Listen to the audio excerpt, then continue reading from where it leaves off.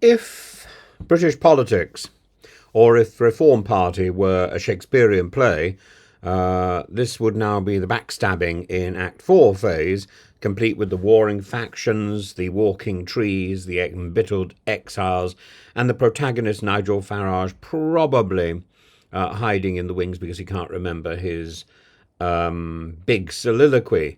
I mean, why haven't we heard from Nigel Farage? Why is he so quiet? Nigel Farage, whose court is beset by whispers of betrayal, or is he about to do a sleepwalking scene? This latest chapter in the ongoing saga is the potential emergence of a Reform UK, a splinter faction born out of acrimony, ambition, and good old-fashioned ego. And at the centre of this mutiny is Low-Key, Rupert, Robert, Arthur, Lowe, the former Southampton FC, does that stand for something rude? Chairman who turned MP for Great Yarmouth. Until recently, he was a rising star in Reform UK, singled out, fingered by Elon Musk, delivering bombastic declarations on immigration and what he sees as Britain's slide into chaos. And now he's slid down the tubes, rather like a sort of dispatched bomb, like something jettisoned from the backside, and that was when he made the cardinal sin of challenging Nigel Farage's leadership, describing Farage as acting like a messiah, but instead of worshipping, he was critical. Now, calling Farage a messiah in British politics is both accurate and unwise. He has been resurrected multiple times from political irrelevance, more times indeed than Lazarus, and he inspires near religious devotion from his followers, but he is also notorious for crushing dissent within his ranks. And, you know, I have seen rankers in the Farage organ, the various organs of Farage, whether UKIP or Reform UK or the Brexit Party, go down like flies when they criticise the leader. Low-Key soon found himself cast out, suspended over allegations of bullying and threats against Reform's chairman, Zia Youssef. Low-Key, in response, was dismissed.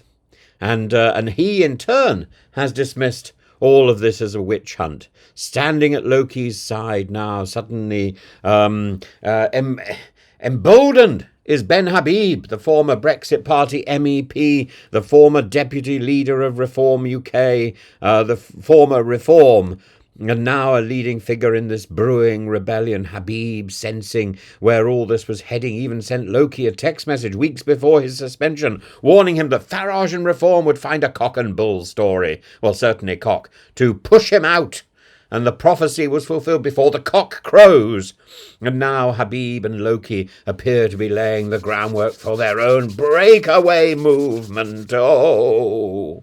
And Reform's strength has always been its ability to unite a particular breed of voter, those who protest. Well, now we've got the protest against the protest, those fed up with Conservatives. Now for those fed up with Conservatives and Reform, but unwilling to embrace Labour, those who find the Tory establishment too weak on immigration and crime, those who find Reform too weak on immigration and crime, now can go to Reform. Those who still view Brexit as unfinished business can now go to Reform. And what happens when a party built on resentment and grievance and insurgency becomes too successful with its resentment and grievance and insurgency, so it's no longer seeming to be a protest party? No! We have to protest against that. The answer, apparently, is not infighting, but to form another party. Farage has repeatedly warned that public brawling dents the party's credibility. He's watched this happen before, so he should know. His own UKIP descended into bitter squabbling after his departure. He got out just in time, disintegrating into irrelevance.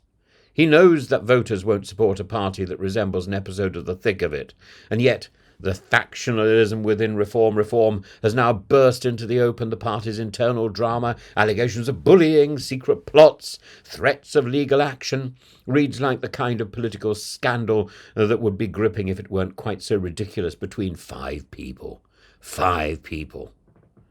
Somebody got into trouble yesterday. I think they made a comment on YouTube that Low-Key has threatened to sue them as well because he apparently said that now two members of reform have had police problems. Well, it seems to be true, isn't it? One of them had problems with an ex-girlfriend, and now low-key has got problems. It seems the police are involved, or are they not involved? All of this may not be true. All of this may not be true. So what exactly will this Reform UK look like? Low-key and HABIB claim to be rallying the true believers, the hardliners who think Reform UK is already going soft on immigration. Well, we know what it's like when people go soft. You know, what was it? The Labour MP who hit a constituent and told him he was going soft. Well, there we are. This rhetoric suggests a desire to push even further to the right, particularly on mass deportations, an issue that even Farage, for all his provocative statements, has avoided committing to explicitly. But the reality is that launching a new party is hard work. Reform UK benefited from Farage's media-savvy, charisma, recognisability, and the fact that he's done it so many times before. He's a known entity, and without him, Reform would likely have floundered. Would a new HABIB low-key party really have the same clout? Probably not. More to the point, history suggests that splinter parties fail. Whether it's the breakaway SDP in the 1980s or the more recent independent group of ex-Labour MPs, the British electorate rarely rewards factions that split off in a huff. If Reform UK fractures, it is far more likely to implode entirely than it is to create two viable right-wing populist parties. And all of this comes at a time when Reform UK is trying to capitalise on disillusion with the Conservatives. They won 5 seats at the last election. They topped national polls earlier this year. They have a real chance to become a dominant right-wing alternative to the Tories if they play their cards right. But if they descend into civil war, no, not if, as they descend into civil war, they risk sabotaging their own momentum. Infighting, personal vendettas and public backstabbing are the last things a rising political force needs. Is Farage going to stand up and stop this? No, Farage has gone silent because I'm not shallow. Low-key and HABIB may think they're striking a blow for the true cause, but in reality they're handing Farage exactly what the narrative wants. He alone is the indispensable leader. He alone is the one who will keep standing, and everyone will desert him.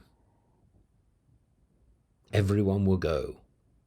Farage will remain standing, a beacon to the truth. And he will be deserted, because that's what he deserves.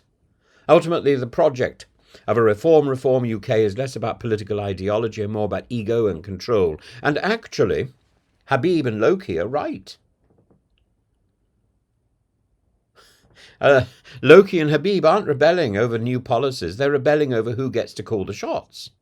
It's the age-old tale of outsiders who, once on the inside, discover that they are not as powerful as they thought.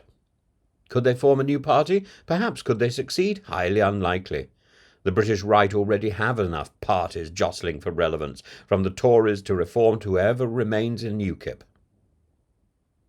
You know, when I had dealings with UKIP, I thought, UKIP, interesting idea, because Europe has its problems. The Conservative Party has its problems, and if UKIP is genuinely not racist, well, why not take it over? Because Farage isn't really that effective. That was my first thought. In the event, I thought, well, you know, I discovered the racism, and B, I thought, well, actually, no one can stand up to Farage because he's a one-party system. He's a one-man band. And if you take Farage out, there is no party. As was proven, Farage went out, the party collapsed. The Brexit Party, Farage went out, the party collapsed. And the same thing with Reform UK. If Farage goes out, the party collapses. Those people who want Farage out have to form their own party, and that will collapse. Could there be a new party? Could it succeed? I really don't think so. There's enough jostling for relevance anyway, from the Tories to Reform. And so unless Low and HABIB can summon the kind of political charisma that Farage has spent decades cultivating, their rebellion is likely to end the way most political mutinies do, irrelevance and regret, because these people think that what they're doing is important. No one can remember who they are. I can't even remember the first name of low-key of Mr. Low. Who is he? Who is he? A reinvention of Captain Mannering? A sort of Hollywood star gone wrong? Or a forgotten relic of the Victorian age? Or who is this Rupert Lowe? Nobody. Nobody. And as for Habib, we forgot him long ago. So, in the end, as one Reform UK insider has put it, this is what happens when you mess with Nigel.